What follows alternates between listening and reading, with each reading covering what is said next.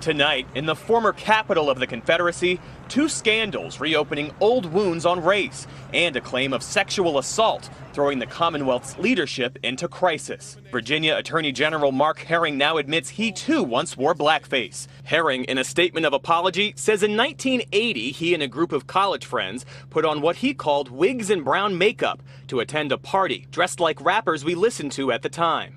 Just days after Governor Ralph Northam apologized for his own blackface scandal.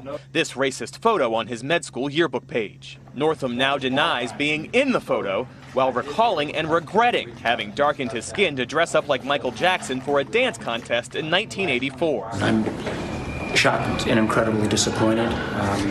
This has been an awful week for Virginia. Those scandals sending shockwaves as the woman accusing Lieutenant Governor Justin Fairfax of sexual assault today broke her silence. Dr. Vanessa Tyson, a college professor, saying in a statement that a 2004 encounter with Fairfax, which she says started as consensual kissing, turned into a sexual assault. Tyson says Fairfax has tried to brand me as a liar to a national audience in service to his political ambitions. Fairfax releasing a statement of his own, saying, "I cannot agree with the description of events that I know is not true." I personally have not called for anybody's resignation. I don't plan to.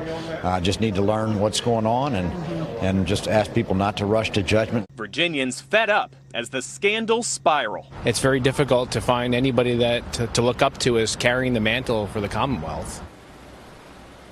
And tonight, Governor Northam is still refusing calls to step down, saying he wants more time to clear his name. He may get his wish, seeing as how both of his successors are now facing scandals. Hey, NBC News fans, thanks for checking out our YouTube channel. Subscribe by clicking on that button down here and click on any of the videos over here to watch the latest interviews, show highlights, and digital exclusives.